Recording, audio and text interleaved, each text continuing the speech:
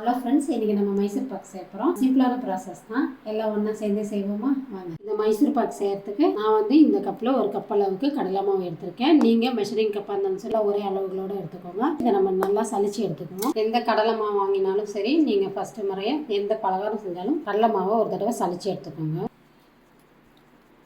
மாவு சலிச்சாச்சு. நான் எடுத்த இதே கப் அளவில் ஒரு கப்பு கடலை மாவுக்கு 2 கப் அளவுக்கு சர்க்கரை எடுத்துருக்கேன். இந்த கப்பில் நான் அரை கப் அளவுக்கு நெய் சேர்த்தேன். இதே கப்பில் ஒரு கப் அளவுக்கு நம்ம வாசனை இல்லாத எண்ணெயை சேர்த்துக்குவோம். இந்த எண்ணெயை நம்ம நெய் கூட சேர்த்துக்கலாம். விருப்பம் இருந்தால் நெய் ஒரு கப் அளவு கூட நீங்கள் சேர்த்துக்கலாம். மைசூர் பாக்கு செஞ்சு முடிச்ச வாட்டி ஒரு பாத்திரத்தில் ஊற்றுவோம். அதில் நெய் அப்ளை பண்ணி வச்சுருக்கேன் பாருங்கள். பாத்திரமா இருந்தாலும் சரி, உங்கள்கிட்ட ட்ரே இருந்தாலும் சரி நீங்கள் எடுத்துக்கோங்க. இப்போ நம்ம எண்ணெயும் நெய்யும் கலந்து வச்சோம் இல்லைங்களா, இது ரெண்டுமே நம்ம சூடு பண்ண போகிறோம். அதுவும் மிதமான தீயில தான் சூடு பண்ண போகிறோம். ஹை ஃப்ளேமில் வச்சிடாதீங்க, புகை வர அளவுக்கு நீங்கள் காய்ச்சிடாதீங்க. ஸ்டவ் ஆன் பண்ணிக்கிறேன். அடுத்ததாக நான் ஒரு கடாய் எடுத்து வச்சுருக்கேன். இந்த கடாயில் நம்ம சர்க்கரை சேர்த்துக்கலாம். 1/4 கப் அளவுக்கு நம்ம தண்ணி சேர்த்துக்கணும். இந்த சர்க்கரை நல்லா கரைஞ்சி நமக்கு ஒரு கம்பி பதம் மட்டும்தான் வரணும். பாகு பதம் பார்த்திங்கன்னா ஒரு கம்பி மாதிரி ஃபார்ம் ஆகி அப்படியே உடையுது பார்த்திங்கன்னா. இந்த டைமில் கொஞ்சம் கொஞ்சமாக கடலை மாவு சேர்த்து நம்ம கலந்துக்கலாம். கலந்துக்கிறதுக்கு பார்த்திங்கன்னா இந்த மாதிரி விஸ்க் எடுத்துக்கோங்க. அப்போ தான் கட்டிப்படாமல் இருக்கும். கொஞ்சம் கொஞ்சமாக மாவு சேர்த்து அப்படியே கலந்துக்கிட்டே இருவாங்க.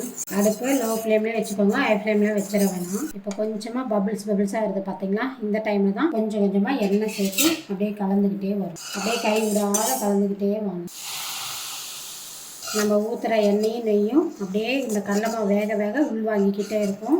அது வரைக்கும் நல்ல ஒரு பக்குவம் வர வரைக்கும் நம்ம அப்படியே கலந்துக்கிட்டே வரணும்.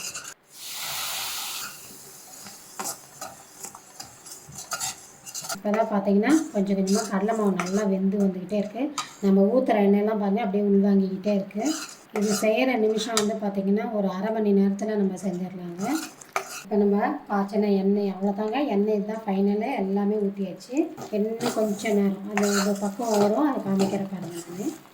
பாருங்கள் ஃப்ரெண்ட்ஸ், நம்ம மைசூர் பாக் சூப்பராக ரெடி ஆகிடுச்சு. இன்னும் ஒரு செகண்ட் இருக்கட்டும். ரெடியே பாத்திரம் வச்சுக்கோங்க. கொஞ்சம் நேரம் கூட தாமதிக்கக்கூடாது. டக்குன்னு ஒரு பாத்திரத்துக்கு மாற்றிடணும்.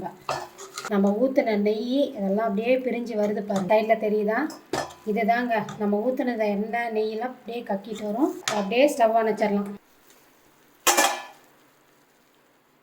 பாத்திரத்தில் ஊற்றியாச்சு. இப்போ நல்லா சூடாக இருக்கும், அதனால் கொஞ்சம் ஆறின வாட்டி நம்ம பீஸ் போட்டுக்கலாம். பாருங்கள் ஃப்ரெண்ட்ஸ், நல்லா இந்த ஆறி வந்துருச்சு. நான் பீஸும் போட்டு வச்சுட்டேன். ஒரு தட்டுக்கு மாற்றிடலாம்.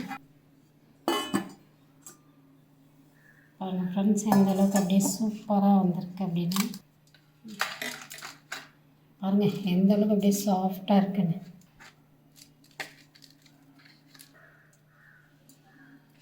எல்லாம் இந்த நெய்யெல்லாம் பாருங்கள் அப்படியே உள்ளே இப்படி இறங்கி எந்த அளவுக்கு சூப்பராக இருக்குன்னு பாருங்கள். இது போல் நான் சொன்ன இதே அளவுகளோட நீங்களும் செஞ்சு பாருங்கள்.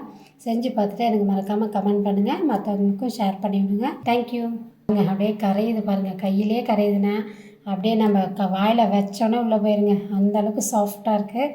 நீங்களும் செஞ்சு பாருங்கள்.